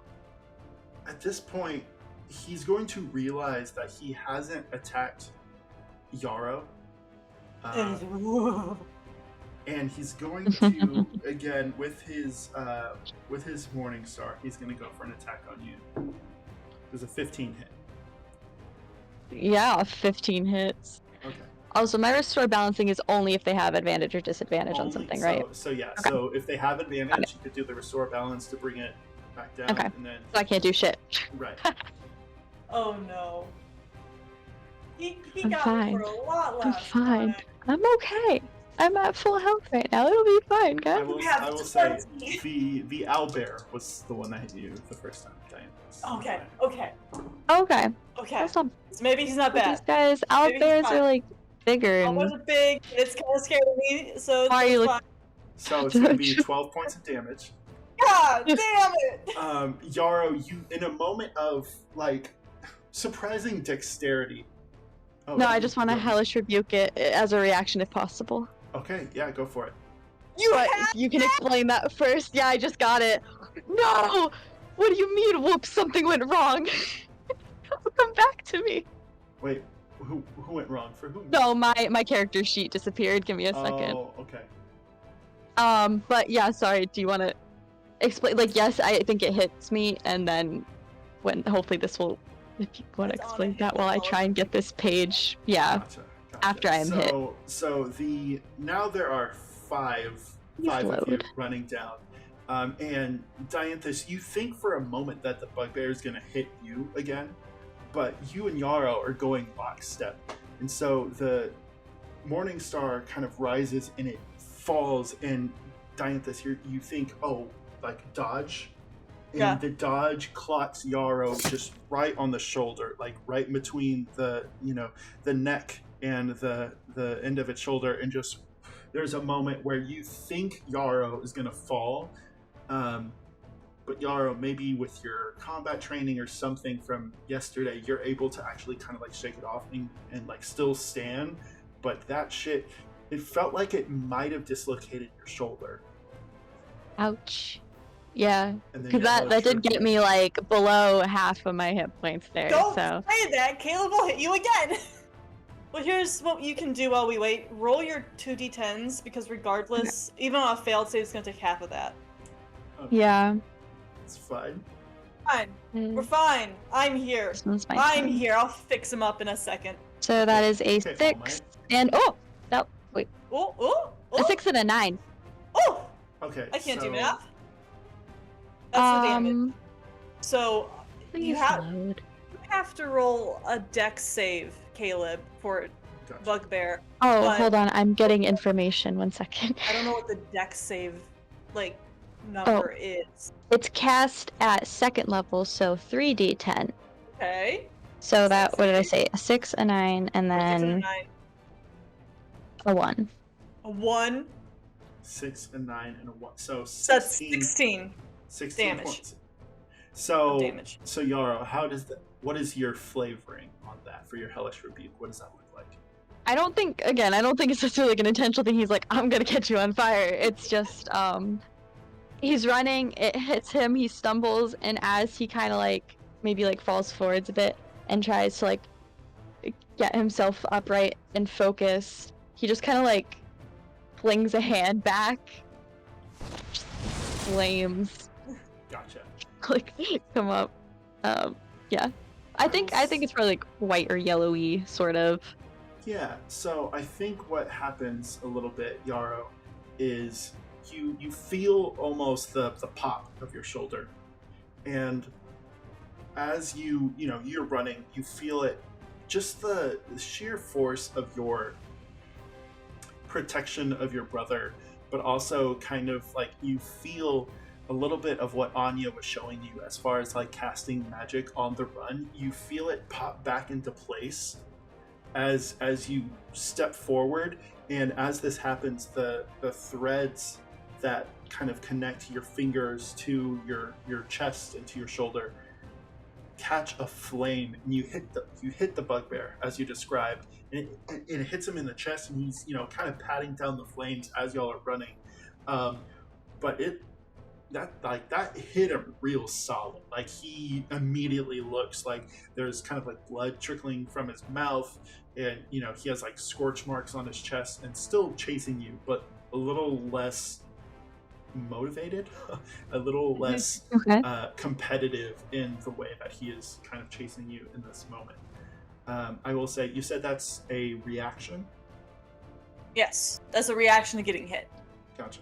Yeah, it's like when someone hits you, you can do it. Yeah. I will say, it is your turn in the initiative. We have the satyr in front of us. We have the armor and that guy behind us. Sorry, I'm still trying to get my sheet up. I think I have. Normally, I wouldn't do this, but since you're having tech difficulties, As far as cantrips, you have Frostbite, Mage Hand, Message, Minor Illusion, Thaumaturgy. Okay. First level spells, you have Alarm, Burning Hands, Chromatic Orb, and Protection from Evil and Good. I know we changed some of those, but I'll keep with the burning stuff. I'll do cast Burning Hands. So that's a Dex save. You have to be a 14. is that the satyr, the bugbear, or the animal? Yeah, who just hit me? The satyr hit me, right? Bugbear hit you. But the satyr is right in front of us. Oh. Gotcha. Okay, wait. So I cast Hellish Rebuke on whoever hit me, and then I'm gonna turn and do Burning Hands on the satyr in front of us. I will say you have so your meta magics, just to throw this out there. I believe you have Twin Spell, correct? Yes. I think I did Quicken and Twinned, I believe. If you would like to do it Not positive. to both of them at once, I'll allow it. I know you're like figuring out what that looks like, but I love sorcerers in that aspect where they can attack two at once. Okay. So yeah, I'll do that. I have 3 sorcery points. I'm pretty sure that takes up 2. We can look into it later. 1 or 2. Okay. Whatever. Doesn't matter. I will say. Alright, well, sorcery points are gone. Roll for your attack. Or is it a save? What you did? It's a Dex, or nope. Burning Hands. Burning Hands, Dex save of 14. Alright, so we got Bugbear and Satyr. Oh boy. Lord. So the Satyr, I will say, roll damage and let me know. Oh, me? Let me know how much damage. I'm sorry. Yeah. I'm lucky my power hasn't gone out yet, knock on wood. Okay. Burning Hands is 3d6. So 13 total. Okay, so 13. And then if you pass, right, it's half, correct? Half. Yeah. Gotcha. So I will say for the Satyr, how do you want to do this? Yeah! Yeah! Okay. Again, I think it's just he had hit that one. He turns around. He's just frantically trying to just be like, "We need to get out of here. We need to get to safety. We need to get back to Emrys," and just in a frantic throws the flame out. I think it kind of just like forms in their hands. It's just like ball. I don't remember what the Burning Hands looks like in general, if there's a descriptor, but it's just is it like whatever hand movement there has to be for it, and then kind of throws it out towards him so they can just continue to like run by as he falls. I will say the Satyr in front of you, even in just kind of extending your hand, it had already been hit, so the fire actually kind of splits it in half, and it is quickly like and in a kind of intense throwing, it kind of like throws stuff out at you. You're like, poof. However, you turn and the bugbear has caught your hand, and it just kind of growls at you. It's like, now why did you do that? And has actually kind of pulled you towards him, still running, and you're still kind of making movements, kind of like backtracking, but your speed's cut in half, and he's holding on to your wrist. Oh.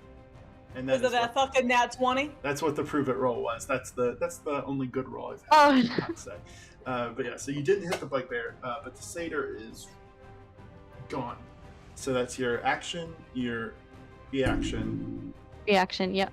And do you have a bonus action that you would like to take? Maybe, but I think that's probably all. I know you're dealing with shit. It's all good. Yeah, I'm sorry. It's still not working. We'll say for the purposes of that nat 20 roll, the armor is going to swing at you with advantage. Just so you know. Okay, so then can I then use restored balance, or is that like? Yes. This is one of those times I'm like, yeah, you probably. Nice. I'm like, great. So it rolled a nat 1, so that's exciting. Thank God. So Thank God. The armor kind of like takes a swing at you, and I will say on a nat 1, I'll allow either of you a reaction. because it is in your combined space. If you would like to take one, but it did take a swing. I don't want to say that. Can we double team it? Can we both attack or just one of us? If both of you want to attack, I'll allow it. I But feel like both of us would attack. What I think, This yeah, is Yarrow's swinging so at you. desperate to get out of here. They're like, I'm already gonna go for the bugbear in my turn, so I'm already kind of okay. going that way anyway. go for it. Okay. Okay. Let me. Woo! That's gonna be with my sword 16. Does not hit. Damn it. Yarrow, if you would like Okay. to take an attack of opportunity, you can. Just let me know what that is and what that would look like, etc. I will say I know that you're having trouble with your character sheet, so if you want to just like extend the burning hands to it, since it's happening all in one moment. Yeah, Oh. send me screenshots of my sheet, so I'm trying to look at my spells right now. I have burning hands, or I can do. I also have shatter. You shattered will be fine. Just know that I'm probably gonna need contact blast. Yeah, I don't want. Hold on. Like I probably will be fine. I have a lot of health. Yeah, because y'all haven't moved besides being like right next to each other. Just something. Yeah. Oh wait, never mind. Opportunity, not spell. I'm just gonna do. Can I just like chuck a dagger at him? Hell yeah. Go for it. Why are you Go for it. Great. keeping daggers on your person, dog? You've had daggers this whole time? You don't just keep knives on you. I have a big one. I don't need No, I any know, more. but like, you don't just keep like Me a knife. personally? Yes, you No. personally. I want to say canonically, this interaction is happening. Yarrow, as you make the dagger attack, if you could give me the roll for that. Yeah, that. Let's see. So +3. Yes, know. like you don't keep You know a what? It's funny if I'm just like, you've had daggers on you this whole time. It's an 18 to hit. Yeah, right. 18 does hit. 18 does hit. So if Thank you could God. give me damage Okay. real quick. So that's 1d4 plus 1, 2 plus 3 points of damage. Damage. Okay. So you do notice that the armor, right? It's very clunky and it is running. You extend the dagger, and the gauntlet of its hand that is not holding the sword is actually kind of chucked off into the street, kind of like tumbles behind it as it kind of, for a moment looks at itself like, it kind of lost the arm. It does take the damage, but it's it's missing a hand as it's running, so it's just kind of like this, just as it goes. I will say, Dianthus, it is now your turn in the initiative. Yeah. At this point, the owlbear has retreated. You've Good. killed other creatures in this. Yes. The bugbear is still holding on to Yarrow's wrist as y'all are kind of running, but it is just the bugbear in the animated armor. And you said we're gonna be on church grounds at the end of this? At the end of this turn, yes. How do I want to do this? I want us to stop moving to do this because I want to accidentally hit Yarrow. So can I hold my action until we're on church grounds? Okay. I will say, so you're trying to get, so hold your action until you're on church ground. Totally doable. Yeah. Because you're trying to make sure. I want Yarrow us is to I want us to stop moving because I might try to hit his hand, but because he's holding Yarrow's hand, I don't want to hit Yarrow, and us moving is going to make that difficult. So I want us to stop. I will say, since your turn is going to end in getting there, if you would like to make a free quote-unquote action to try to distance the two of them with like a strength check, if you are trying to like push them, or like if you're trying to pull them away or something, I'll allow it, and then you can hold your action since it's going to be the next thing in the initiative anyway. Okay. Then yeah, I guess push them back, like just get between them and try and separate them that way. Yeah, Okay. give me a strength check. That's what I'm fucking talking about. 18. Okay, I will say the bugbear is going to contest that. That's fine. Roll a 17. Fuck. So there's a moment where, like, I'll say, Dianthus, you turn, and the scythe, I believe you still have. It's 1 minute long. Yeah. Yeah, and It lasts so, 1 minute. round of combat is a few Like seconds. 6 seconds or something, yeah. Something like that. Yeah, so you still have it.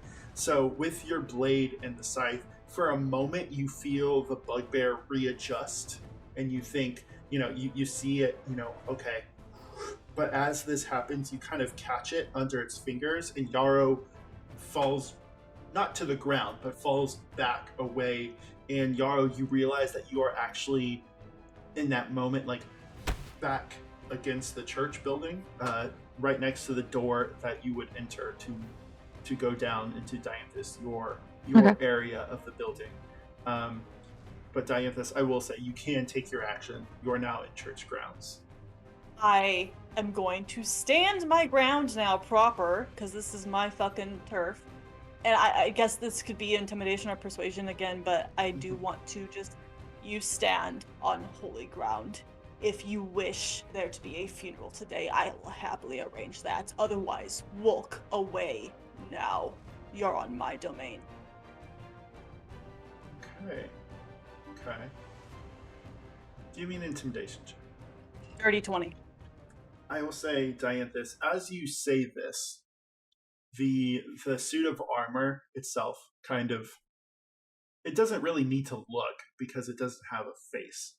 Right. But as you say this, it's running, and it just completely disembodies. And so there's just this random collection of armor just strewn out in like a line leading up to the walls of the church. And I will say, the bugbear rolled a 19. So there's a moment where it's like,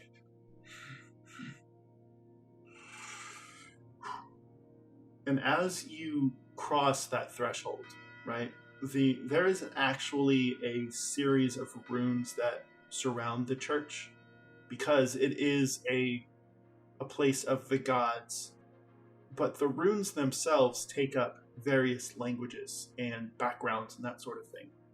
And you notice that the bugbear, up until this point, is wearing a series of, leather and studded, gruesome armor. But as you speak this, and it crosses that threshold, similar to how you've seen prestidigitation happen, as it steps forward, the fire and the scorched hair on its face is dignified, and it turns into more of a beard. And you see that this bugbear is wearing a long, deep navy 3-piece coat with a tail. And as it steps into this space, the club, the morning star that it's holding, turns into a cane, and he steps forward with a little bit more of a dignity. I do see this is holy ground. I do apologize for my outburst, good sirs. And he bows to the both of you. Leave, or I will take the hand you grabbed them with. Well, so be it. He kind of lifts the cane, and Yarrow, can you give me a perception check?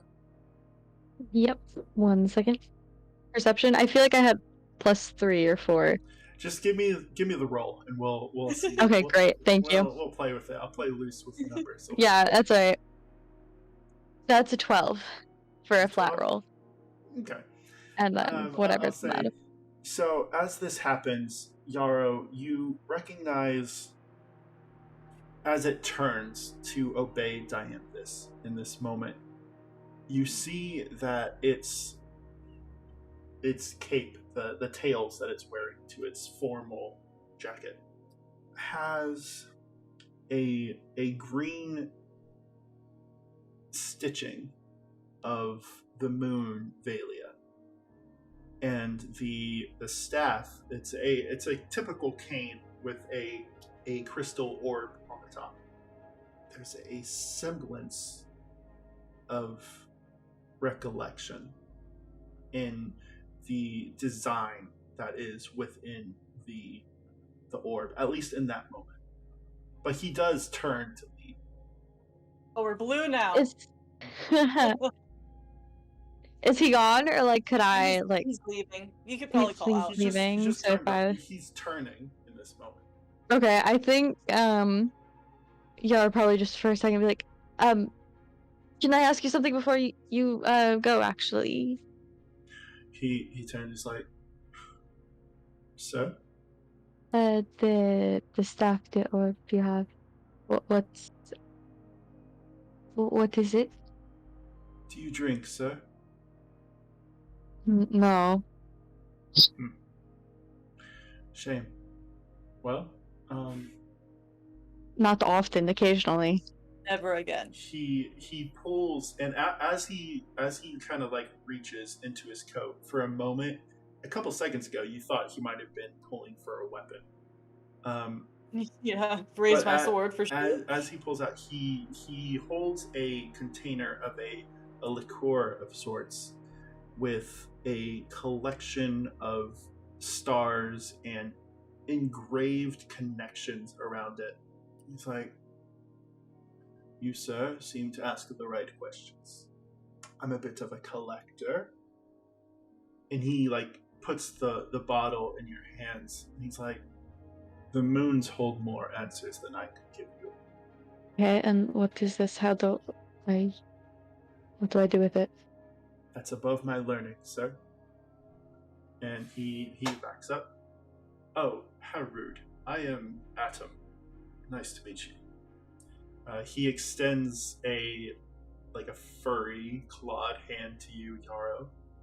And you do notice that the staff itself has a similar to before when you were in the church, not today, but the last time, when there was a spool of string that pulled out. However, this string doesn't have the dark blues and blacks that Dianthus's cord had. It's green and yellow, and it sparkles, maybe. But you get the idea that this is a connection to the otherworldly, to the magical, that you are not to say accustomed to, because a lot of this you're not accustomed to. But this man, this bugbear, is a bit more mystical than he would have thought before this moment. However, he doesn't seem to be lying to you. He's just okay. Some creature who doesn't know what to tell you in this moment. Yara, nice to meet you. Maybe don't try killing us again. Well, tell your friend to not instigate. He kind of turns to you, Dianthus, and you do see he actually still has like a trace of like blood, like on the corner of his lip. And he's like, I was just looking to conduct some business when this one attacked me unwarranted twice. If I had attacked you proper, you would not be standing. That's enough. We should really get going. It's gonna grab your arm. And if I had attacked you proper, your friend here wouldn't receive my hospitality. Lucky me for having such friends. We done. He turns to the owlbear that has slowly kind of popped out. All right, Pellet, let's be gone. You do notice as he kind of mounts this owlbear, they fit pretty well. Like, owlbears are pretty big. This bugbear is very large, but it is kind of the equivalent of a man on a horse. He's like, if you wish to delve deeper into the glass, motioning towards the liquor that he presented to you, I'll be at the next race, as I am with most races. Good day, sirs. And he kind of branches back. The two of them make their way into the night. I'm immediately just gonna turn to Dianthus.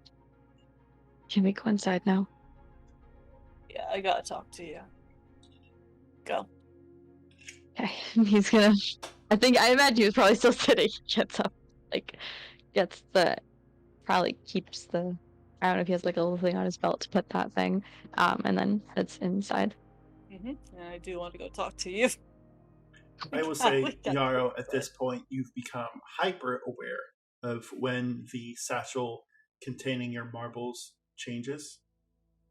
You do Mhm. feel the marble itself has a rugged feel to it. Like as you kind of put your finger around it, it feels like hair, but it's Okay. solid. It's a solid green and brown pattern of a very rough marble. But if you look into it, you see the face of a bear, and as you turn the marble, an owl, as that drops into your little Adding that collection to of memories. I will nice. say you get into the church without any issue, except Dianthus, if you could give me, I'm going to say a religion check for this. Ooh. 15? Yeah, Okay. 15. You do see Lady Dinah at the front of a late night service. She is presenting to her followers. A couple other faith systems, weaving in and out. It's funny because this building, it is a church, but it also is a spiritual market, so to speak. People who Yeah. are here to extend salvation in spiritual or tangible senses. But on a 15, you're able to avoid them pretty well. And But y'all do make your way back down to Dianthus's study? Cavern? Sure, Yeah. cavern, basement, yeah. Yeah, your home, so to speak. My home, yes. I am gonna sit Yarrow down on one of the beds because you got hit once, Mhm. twice. Once, but that Once brought me it was down to really like bad. it was 20, so I was down to like 8 hit Okay. points. So then, yeah, I'm gonna cast Cure Wounds on you first. 1d8. But you will take. Oh my god, what did I roll? 5, 6, 7, 8 points back.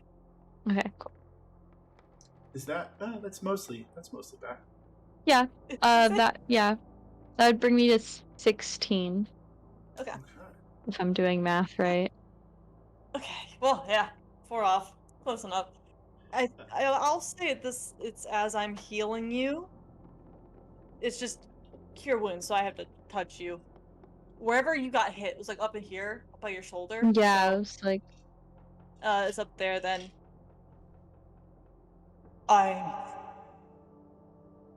I'm sorry. I've been saying that a lot recently. it's fine. You don't need to be sorry. What do you think I'm apologizing for? The bugbear. I'm not apologizing for that. That was not my fault. I am apologizing. Sorry. Sorry. I am apologizing for leaving your brother alone. Oh, no, Yarrow, you wouldn't have known that would happen. you left him in my care. And this happened. Regardless of what I would have known, I left him here, alone with a stranger. That was my first mistake. Not coming back immediately. As soon as I could, that was my second. And now, you saw. Those cultists, whoever they are, they know where he is. He's not safe here. He is not safe with me. I still don't think it's your fault. I agreed to go, and we can move him. He can go back to my place, or Can you protect your place from those people? I'm sure we can find a way. Then you will take him tonight. Back. Are you going to come as well? I mean, if they come back here, are you?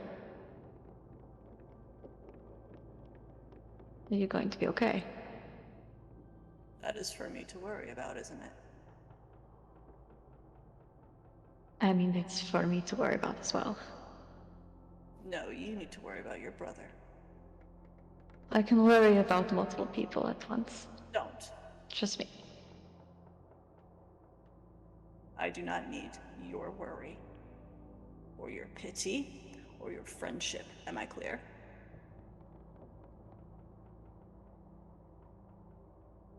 I told you that death and disaster and destruction is part of me. Look what happened. Look. I think I think the first thing, it kind of like hits him, and there's like, he looks hurt a little bit for a sec. And then as you keep going, he's just in reverse pitch. He just like softly, just kind of, just for a moment, hand on that, just like, please stop. It's just not just follow you like that. It's okay. It's not your fault. You couldn't have predicted. You didn't know. You might not want my friendship, and that's fine. But I do not pity you. I actually enjoy your company. And I'm sorry you maybe don't enjoy mine. When But did I say that? You said you don't need my friendship. Does friendship not come with company? You do not want my company. I don't need you to tell me what I want. You can come back. I'd like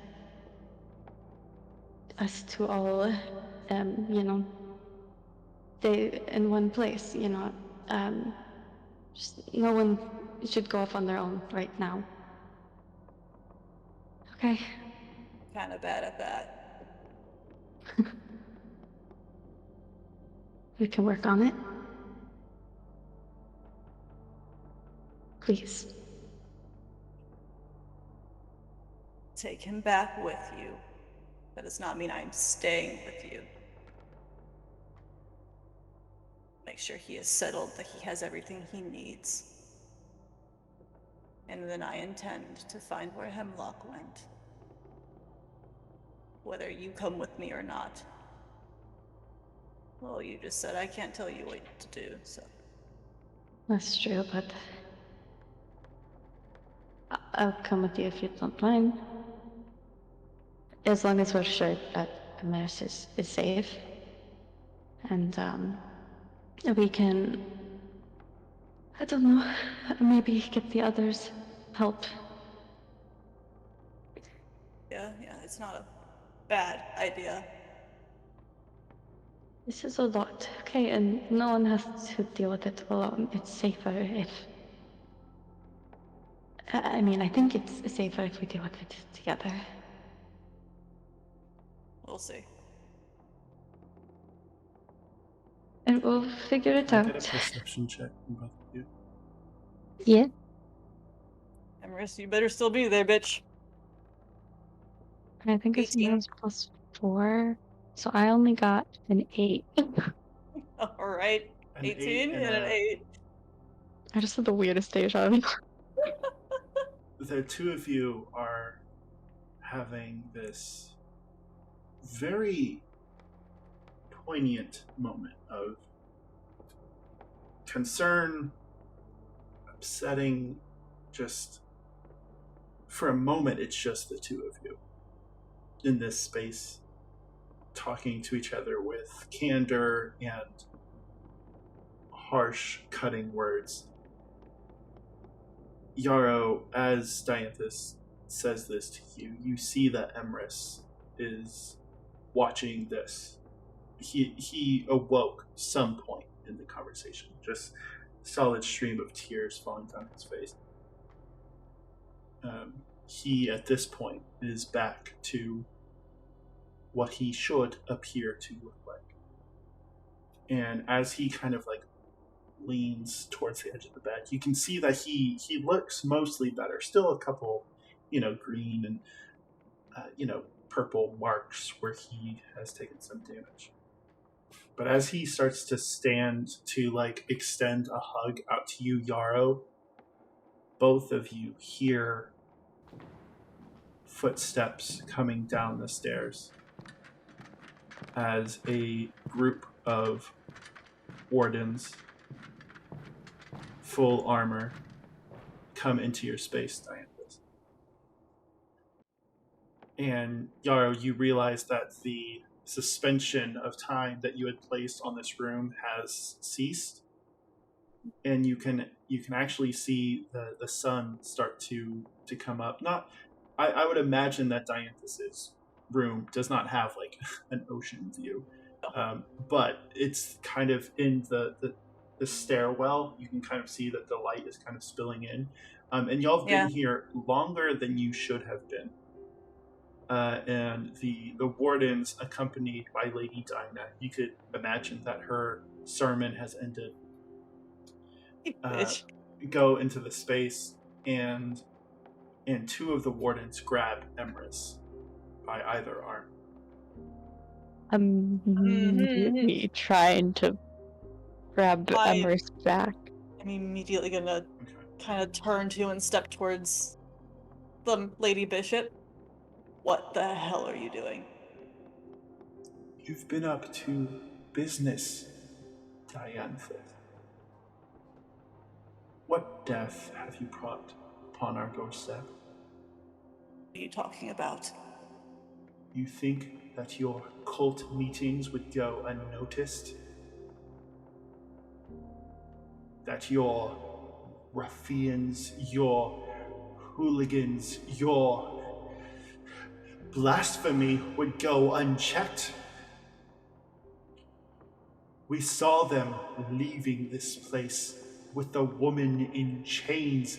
Dianthus, I don't know what you've been up to, but for too long I've stood aside while you do your science, your medicine, your crafting. This one, pointing at Emrys, is sick and has brought some unholy plague upon our island, and others are catching it. No. What? Wait, what? Others? What others? Why would they not be brought to me? I have been dealing with this for years. Why would they not be brought to my attention? They've been brought to our door all day this week, ever since the reckoning.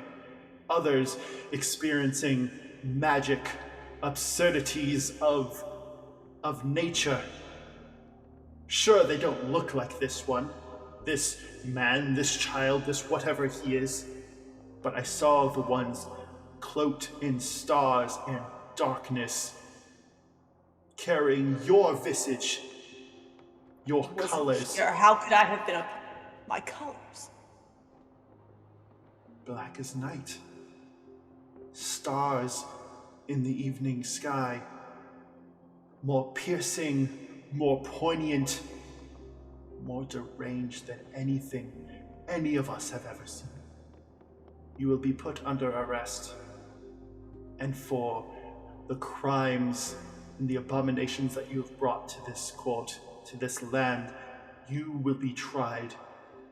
You've been here a long time, and I don't know what you are. But you will not, as I live and breathe, get away with what you have done. Seize them. I could do something. Not him. Not them. Here she's with me. Fine. Do whatever you want, Yarrow. Do whatever you want. They walk free. They walk free. I think you misunderstand your circumstance, Dianthus. You are in no position to make assertion. In this moment, Yarrow, Dianthus, how do you respond as she gives the command for each of you to be arrested? I'm gonna put myself between any wardens coming for Yarrow and Emrys. They're gonna take me out before they get to them. And I think God will let you go in front, but I think there's some like magic starting to kind of prick at his fingertips, like if he's got to do something to get us out of here. He doesn't know what he's gonna do, but he's not letting them grab any of us. Yarrow, give me an Arcana check. Flat roll, that's a 17. I don't have that part of my sheet, but I think it's a +3 or 4. Yeah, it's pretty good. I will say, for purposes of what's happening in this moment, Lady Dinah is standing before you. To either side of her are two distinguished lords. One you saw when you were at the store, Ozzy's Oddities, that Dianthus, was looking into that conversation. Older man, bald, big beard. The other is a kinder looking gentleman.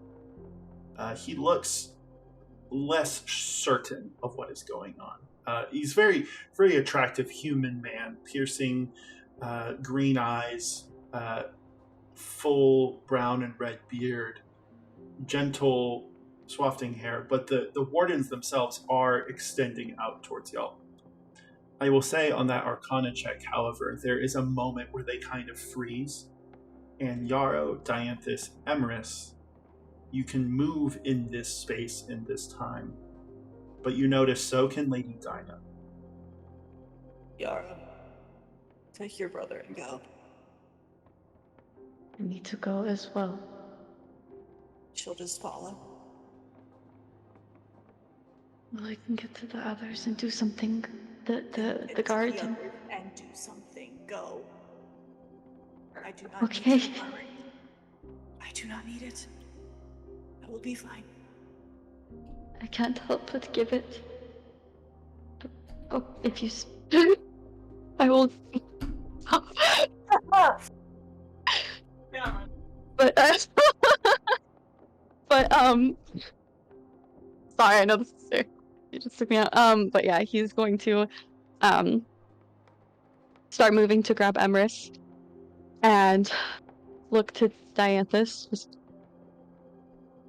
I'll be back with the others. Just be safe. And, he'll give you one last look, and then he'll start leaving. Yarrow, as the time stops and slowly begins to pass as you not quite carry, but you grab the hand of Emerus. He very quickly, in the time that he has spent with Dianthus, he has like a emergency bag that he kind of like picks up with his belongings and some of the medicines. Dianthus, as he passes you, he breaks off one of the horns that extend, and he places it in your hand. If you die, I swear to the gods, I will haunt you. I will not die. He kind of composes himself, and as y'all leave, he notices, Yarrow, that time is kind of stopped. Lady Dinah actually stops and like reaches a hand out, and in a more vigorous, living sense than you've seen Emerus, just backhands her, and she falls to the ground. And the two of you walk out, Yarrow and Emerus, and Dianthus, you are standing. The wardens are slowly moving, like coming back into real time. But Dianthus, you have a moment with Lady Dinah. You are wrong about a great many things, little girl. But if this is what it takes to make you feel like you have power over me, I'll play along. But you do not have a cage that will hold me. I have broken worse chains than yours. She stands for a moment. You are a fool if you think that it is chains that I wish to combine you with. Does a 24 hit, Dianthus? Yeah, I would. Lady Dinah pulls a dagger from her leg, and she jams it into your ribs. And Dianthus, you're familiar with death and what that feels like, what it tastes like, that dirt on your tongue. But in this moment, you don't taste death. You don't feel that cold. You feel a warmth. You feel a heat. You feel a light in your fingertips, your mouth, your eyes start to glow. And Yarrow, you see Dianthus in a blast of light crystallize, like completely form into glass and then break. And as the wardens come into the room, Yarrow, you and Emrys at this point have made it to the top of the stairs, but Dianthus is But I gone. still see it. But I saw it happen. You saw it happen. He's still going, but he's... Oh, no. Your brother grabs you by your shoulders and whispers in your ear, "We must run. We must run, Yarrow. We have to go. We have to go." No, I know, okay. And he is gonna just start running with Emrys, and he is... It's, like, still that panic, but this is more of a, like, slowed down panic in a way where it's like, he's moving fast, but he feels like he's moving so slow. Like, he cannot get help fast enough. Yarrow, as you, with your brother, run up these steps, you get outside of the church building, and you think for a moment that you're out. And as you are probably 50 feet outside of the doors of the church, you hear a guttural coughing from your brother. As you turn, and there is a single, not warden, the general with the beard and the bald head is standing outside, and he has just thrown what you don't understand initially, but in the following moments you realize that there is a short javelin, a spear approximately 3 feet long, jetting from the chest of your brother. And as the two of you think you're going to be overwhelmed by the guards, an owlbear busts from the courtyard with a bugbear on top, and this captain, this king, this whatever he is, lifts the two of you up as Emrys, quickly, blood pouring down the sides of his mouth, loses consciousness, but he just runs into the city, into the woods, just into the night. Lady Dinah stands with her generals and with her wardens and with her dagger. We come back one last time to the void, where before this man, this creature, this thing, before I was showing you how the torture was starting, that he was not alone, but in this moment, magic has been hurled out at all corners of this space, if you can call it that. Necrosis, fire, ice, everything's destroyed. The person on the table is indistinguishable, and you just see this wizard yelling, "No! Not like this! This isn't how it happened! They're having too much fun! I know. I will change it. It will be different. It was different. I will show you. I will show all of you!